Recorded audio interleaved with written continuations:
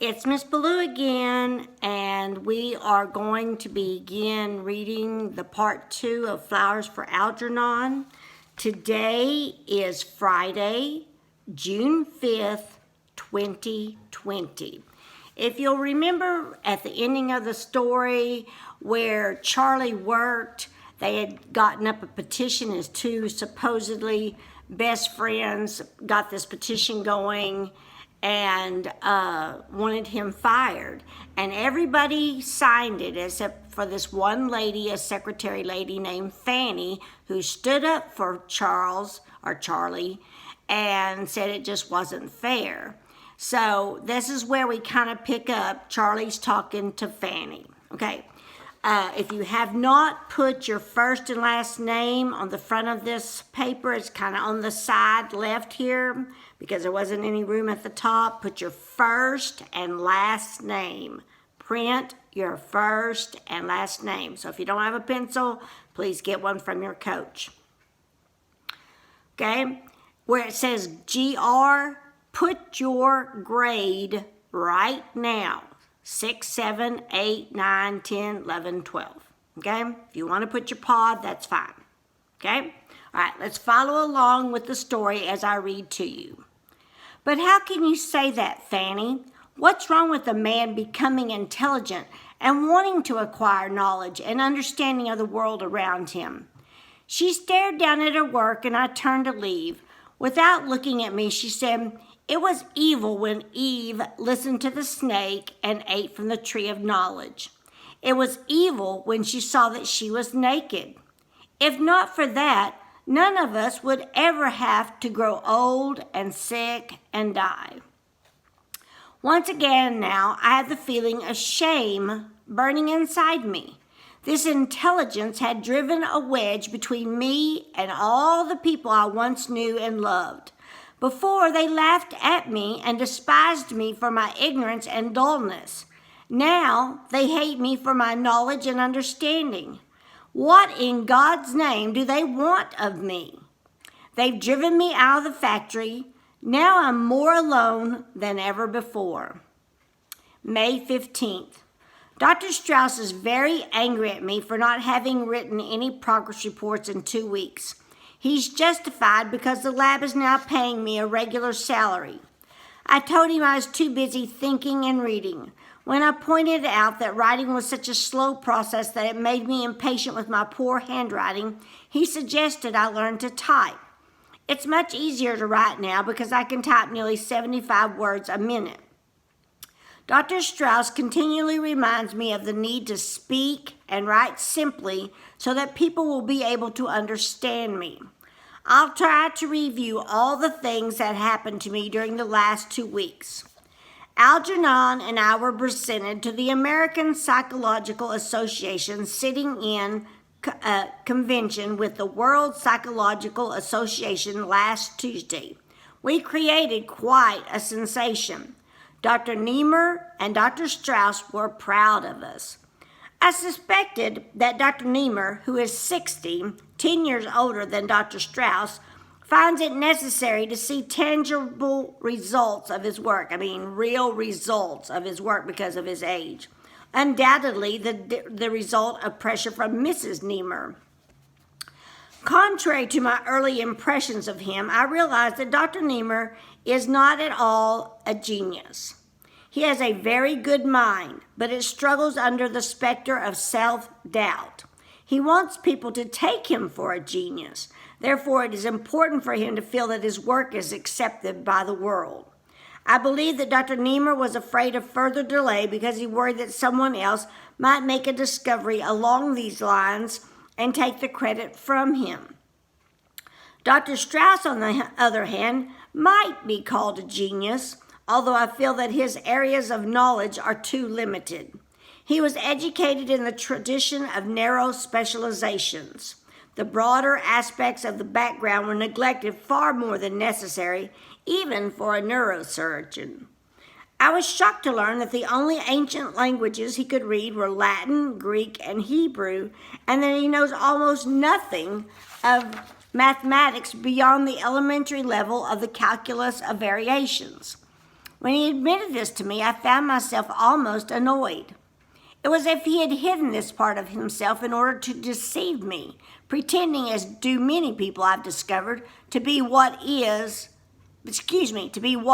not. No one I've ever known is what he appears to be on the surface. Dr. Niemer appears to be uncomfortable around me. Sometimes when I try to talk to him, he just looks at me strangely and turns away. I was angry at first when Dr. Strauss told me I was giving Dr. Niemer an inferiority complex. I thought he was mocking me, and I'm oversensitive at being made fun of. How was I to know that a highly respected psycho-experimentalist like Niemer was unacquainted with Hindustani and Chinese? It's absurd when you consider the work is being done in India and China today in the very field of his study. I asked Dr. Strauss how Niemer could refute Rahajamani's attack on his method and results if Niemer couldn't even read them in the first place. That strange look on Dr. Strauss's face can mean only one of two things. Either he doesn't want to tell Niemer what they're saying in India, or else, and this worries me, Dr. Strauss doesn't know either. I must be careful to speak and write clearly and simply so that people won't laugh. May 18. I am very disturbed. I saw Mrs. Kenyon last night for the first time in over a week.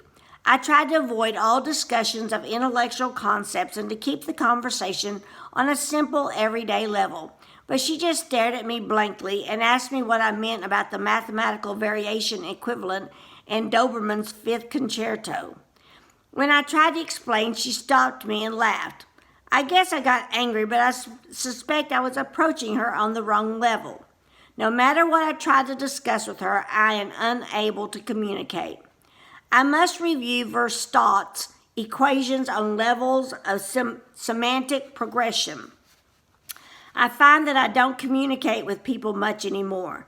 Thank God for books and music and things I can think about. I am alone in my apartment at Mrs. Flynn's boarding house most of the time and seldom speak to anyone. May 20th. I would have not noticed the new dishwasher, a boy about 16 at the corner diner where I take my evening meals if not for the incident of the broken dishes. They crashed to the floor, shattering and sending bits of white china under the table. The boy stood there dazed, frightened, holding the empty tray in his hands. The whistles and catcalls from the customers, the cries of, "Hey, there goes the profits, Mazel Tov," and "Well, he didn't work here very long," which invariably seems to follow the breaking of glass or dishware in a public restaurant. It all seemed to confuse him. When the owner came to see what the excitement was about, the boy cowered, meaning he was real scared, as if he expected to be struck, and threw up his arm as if to ward off the blow. All right, you dope," shouted the owner. "Don't just stand there. Get the broom and sweep that mess up." A broom, you idiots. It's in the kitchen. Sweep up all the pieces." The boy saw that he was not going to be punished. His frightened expression disappeared, and he smiled and hummed as he came back with a broom to sweep the floor. A few of the rowdier customers kept up the remarks, amusing themselves at his expense. "Here, Sonny, over here. There's a nice piece behind you. Come on, do it again." "He's not so dumb. It's easier to break 'em than to wash 'em." As his vacant eyes narrowed across the crowd of amused onlookers, he slowly mirrored their smiles and finally broke into an uncertain grin at the joke which he obviously did not understand. I felt sick inside as I looked at his dull, vacuous smile, meaning not a real smile, but kind of I'm trying to smile with the people making fun of me. The wide, bright eyes of a child, uncertain but eager to please. They were laughing at him because he was mentally retarded. And I had been laughing at him too. Suddenly, I was furious at myself and all those who were smirking at him. I jumped up and shouted, "Shut up! Leave him alone! It's not his fault he can't understand. He can't help what he is, but for God's sakes, he's still a human being." The room grew silent. I cursed myself for losing control and creating a scene. I tried not to look at the boy as I paid my check and walked out without touching my food. I felt ashamed for both of us. How strange it is that people of honest feelings and sensibility who would not take advantage of a man born without arms or legs or eyes, how such people think nothing of abusing a man born with low intelligence. It infuriated me to think that not too long ago I, like this boy, had foolishly played the clown, and I had almost forgotten. I'd hidden the picture of the old Charlie Gordon from myself because now that I was intelligent, it was something that had to be pushed out of my mind. But today, in looking at that boy for the first time, I saw what I had been. I was just like him. Only a short time ago, I learned that people laughed at me. Now I can see that unknowingly, I joined with them in laughing at myself. That hurts most of all. I have often reread my progress reports and seen the illiteracy, the childish naivete, meaning being very naive, uncertain of the world, the mind of a low intelligence peering from a dark room through the keyhole at the dazzling light outside. I see that even in my dullness, I knew I was inferior and that other people had something I lacked. Something denied me. In my mental blindness, I thought it was somehow connected with the ability to read and write. And I was sure that if I could get those skills, I would automatically have intelligence too.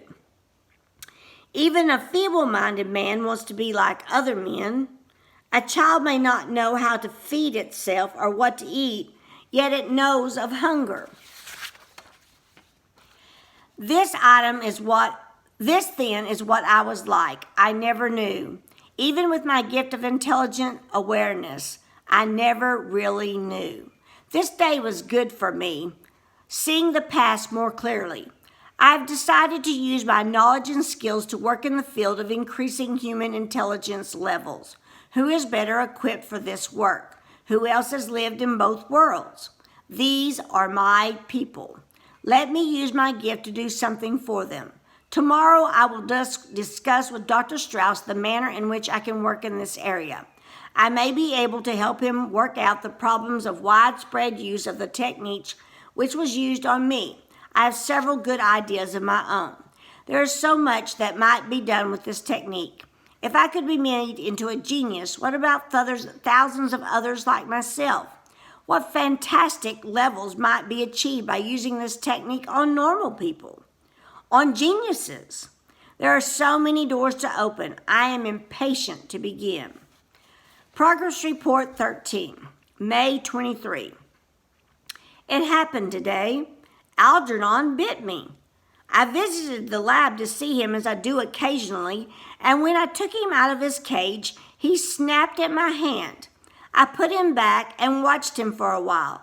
He was unusually disturbed and vicious. May 24.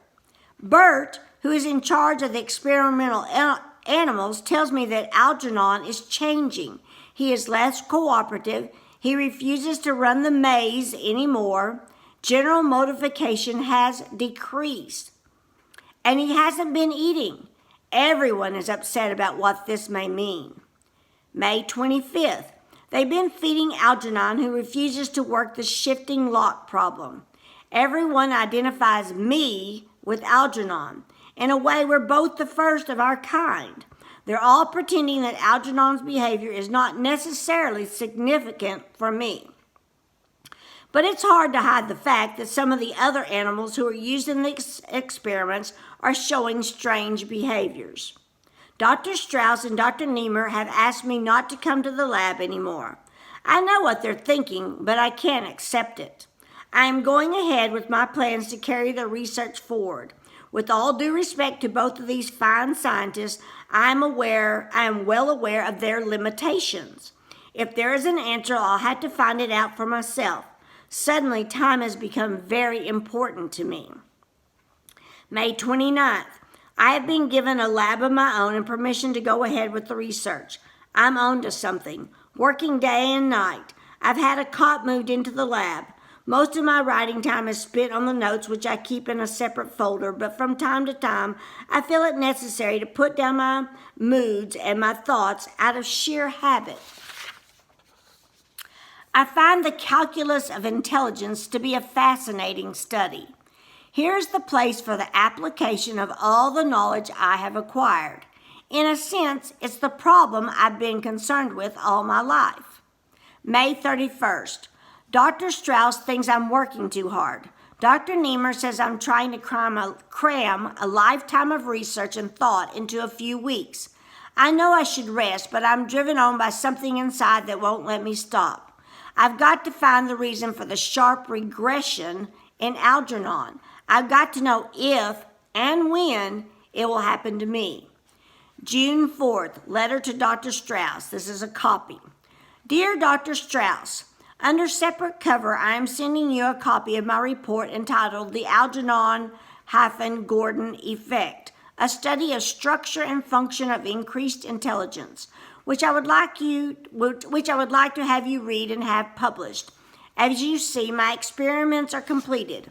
I have included in all my reports all of my formula as well as mathematical analysis in the appendix. Of course, these should be verified. Because of its importance to both you and Dr. Niemer, and need I say to myself too, I have checked and rechecked my results a dozen times in the hope of finding an error. I am sorry to say the results must stand. Yet, for the sake of science, I am grateful for the little bit that I here add to the knowledge of the function of the human mind and of the laws governing the artificial increase of human intelligence. I recall your once saying to me that an experimental failure or the disproving of a theory was as important to the advancement of learning as its success would be. I now know that this is true. I am sorry, however, that my own contribution to the field must rest upon the ashes of the work of two men I regard so highly. Yours truly, Charles Gordon. Enclosed the report. June 5th. I must not become emotional. The facts and the results of my experiments are clear, and the more sensational aspects of my own rapid climb cannot obscure the fact that the tripling of intelligence by the surgical technique developed by Doctors Strauss and Niemer must be viewed as having little or no practical applicability at the present time to the increase of human intelligence. As I review the records and data on Algernon, I see that although he is still in his physical infancy, he has regressed mentally. Motor activity is impaired. There is a general reduction of glandular activity. There is acceleration loss of coordination. There are also strong indications of progressive amnesia, meaning he doesn't remember things. As will be seen by my report, these and other physical and mental deterioration syndromes can be predicted with statistically significant results by the application of my formulas. The surgical stimulus to which we were both subjected has resulted in an intensification and acceleration of all mental processes. The unforeseen development, which I have taken the liberty of calling the Algernon-Gordon effect, is the logical extension of the entire intelligence speed-up. The hypotheses here proven may The hypotheses here proven may be described simply in the following terms. Artificially increased intelligence deteriorates at a rate of time directly proportional to the quantity of the increase.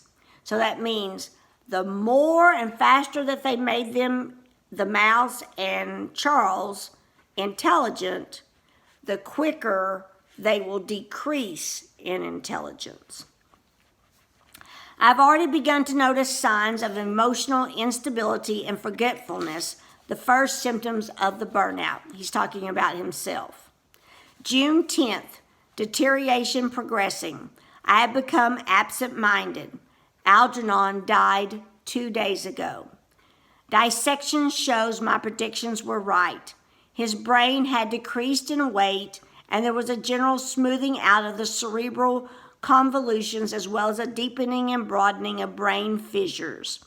I guess the same is or will soon be happening to me. Now that it's definite, sorry, a little weepy.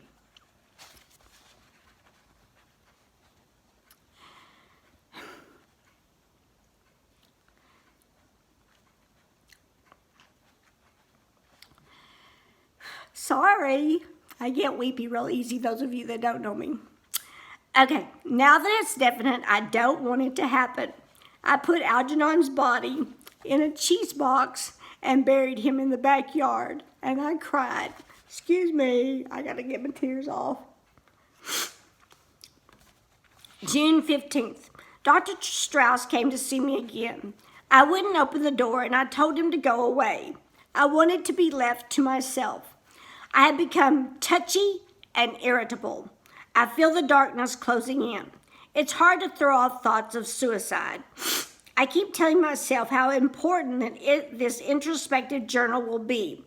It's a strange sensation to pick up a book that you've read and enjoyed just a few months ago and discover that you don't remember it. I remembered how great I thought John Milton was, but when I picked up Paradise Lost, I couldn't understand it at all. I got so angry, I threw the book across the room. I've got to try to hold on to some of it, some of the things I've learned. Oh God, please don't take it all away. June 19th. Sometimes at night I go out for a walk. Last night I couldn't remember where I lived. A policeman took me home. I have the strange feeling that this has all happened to me before a long time ago. I keep telling myself I'm the only person in the world who can describe what's happening to me. June 21st. Why can't I remember? I've got to fight. I lie in bed for days and I don't know who or where I am. Then it all comes back to me in a flash. Fugues of amnesia. That means periods of amnesia. Amnesia is when you don't remember who you are, where you are, or anything about yourself. Symptoms of senility. That means your mind is like a child. Senility means when people are senile, their mind is like a child. Symptoms of senility. Second childhood. I can watch them coming on. It's so cruelly logical. I learned so much and so fast. Now my mind is deteriorating rapidly. I won't let it happen. I'll fight it. I can't help thinking of the boy in the restaurant, the blank expression, the silly smile, the people laughing at him. No, please, not that again. June 22nd. I'm forgetting things that I learned recently. It seems to be following the classic pattern. The last things learned are the first things forgotten. Or is that the pattern? I better look it up again. I reread my paper on the Algernon Gordon effect, and I get the strange feeling that it was written by someone else. There are parts I don't even understand. Motor activity impaired. I keep tripping over things, and it becomes increasingly difficult to type. June 23rd. I've given up the typewriter completely. My coordination is bad. I feel that I'm moving slower and slower. Had a terrible shock today. I picked up a copy of an article I used in my research, Kruger's Uber Psyche Gonset, to see if that would help me understand what I had done. First, I thought there was something wrong with my eyes. Then I realized I could no longer read German. I tested myself in other languages. They were all gone. June 30th. A week since I dared to write again. It's slipping away like sand through my fingers. Most of the books I have are too hard for me now. I get angry with them because I know that I read and understood them just a few weeks ago. I keep telling myself I must keep writing these reports that so so that somebody will know what is happening to me. But it gets harder to form the words and remember spellings. I have to look up even simple words in the dictionary now, and it makes me impatient with myself. Dr. Strauss comes around almost every day, but I told him I wouldn't see or speak to anybody. He feels guilty. They all do.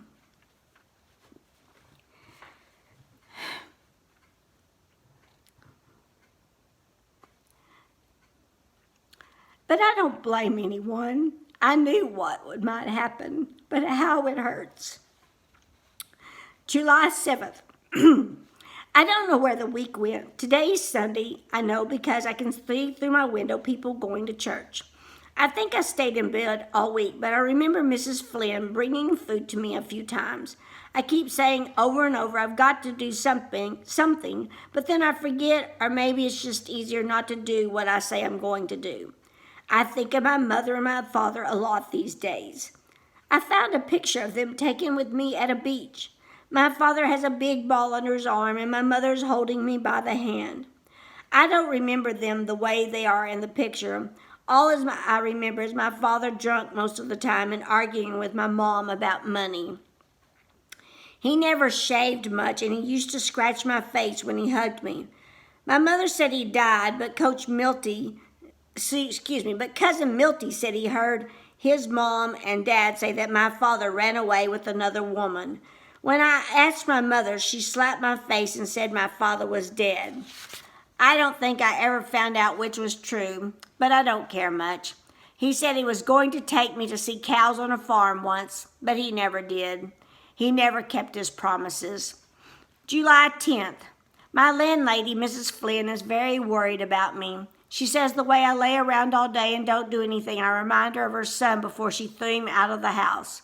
She says she doesn't like loafers. If I'm sick, it's one thing. If I'm a loafer, that's another thing, and she won't have it. I told her I think I'm sick.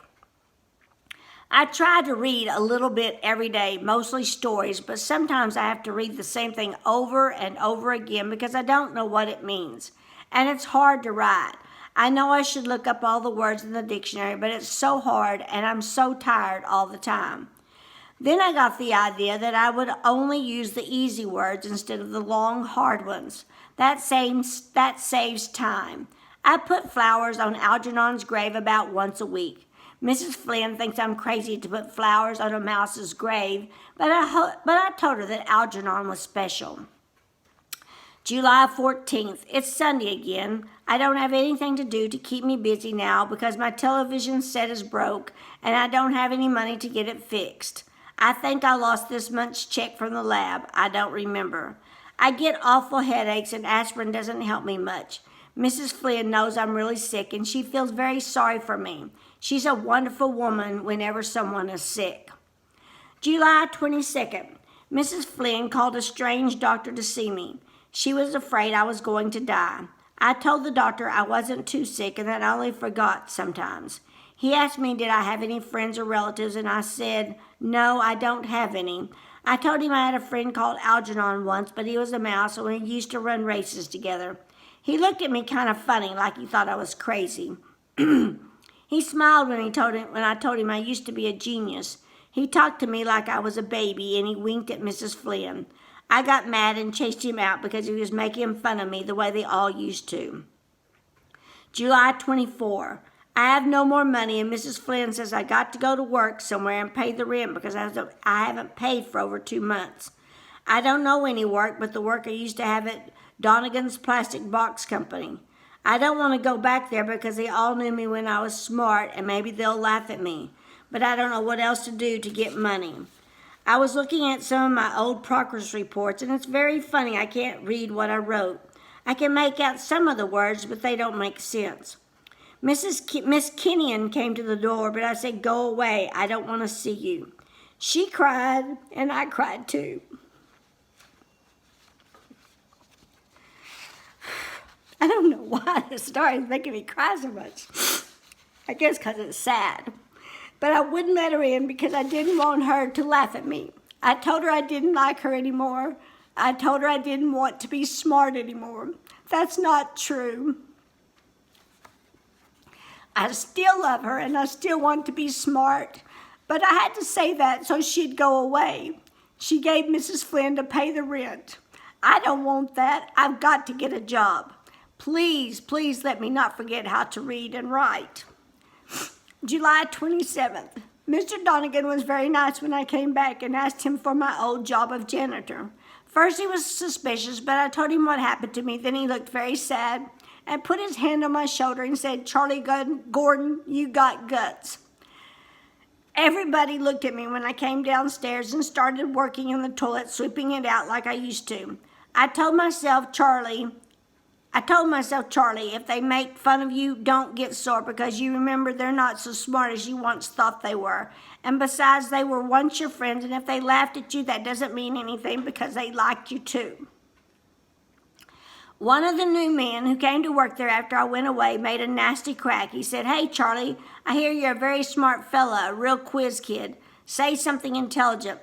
I felt bad, but Joe Carp came over and grabbed him by the shirt and said, "Leave him alone, you lousy cracker, or I'll break your neck."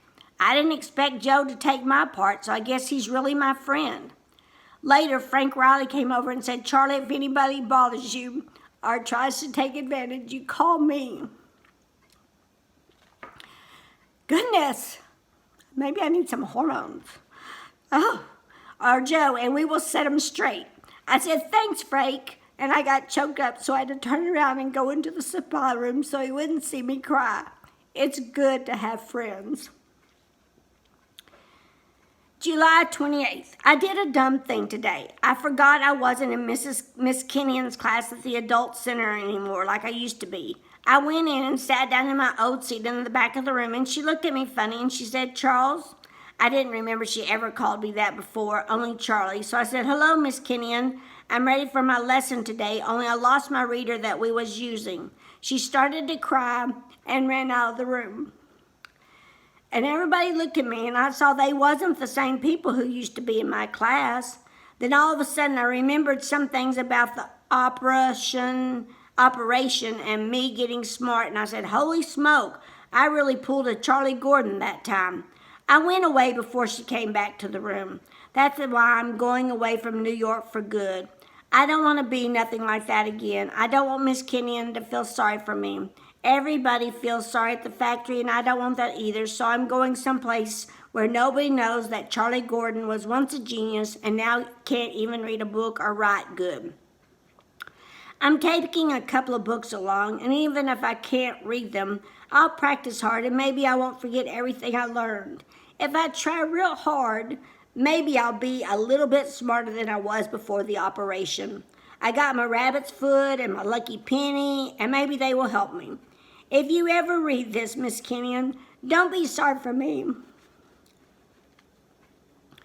I'm glad I got a second chance to be smart, because I learned a lot of things that I never even knew were in this world.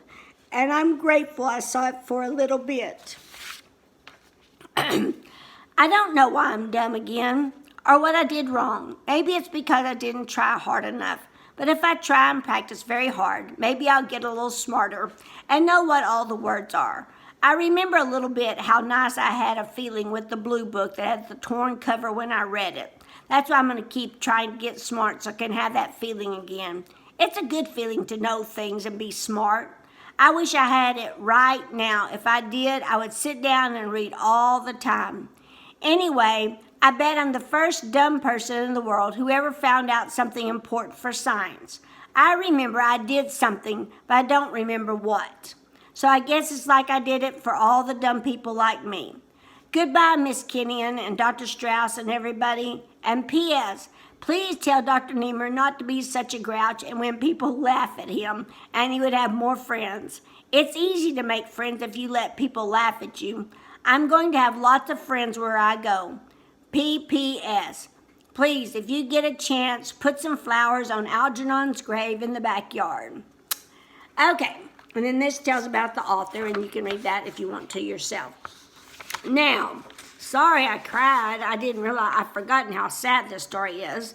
All right, if you will, turn the page, and you will come up with literature, 8th literature, which it's really not an 8th grade book. It's actually a 11th grade book. But anyway, flowers for the Algernon assignment. Okay, so these are multiple choice questions. So what I want you to do is take packet 1 or part 1 of this story and part 2 of this story, so you can have both of them to go back and refer. You can use them to answer these questions. They're multiple choice questions on page 1, 2, and on 3. There's a few vocabulary words, but I think you can pretty much just use them in context with the sentence, and I think you'll be able to figure out what they are, even though they are big words and they're pretty hard words. Once again, if you need a partner to help you, let a partner help you. If you need a coach to help you, let a coach help you. Anyway, sorry I got weepy during the story, but it is a good story. It's actually a very classic story. I hope you have a great weekend, and I hope to see you soon, and I miss you very much. And those of you that don't know me very well, I do get weepy pretty easy. And those that know me, you're not surprised a bit. So anyway, I love this story, and I hope you enjoyed it too. And just take care, and I'll see you soon. Bye-bye.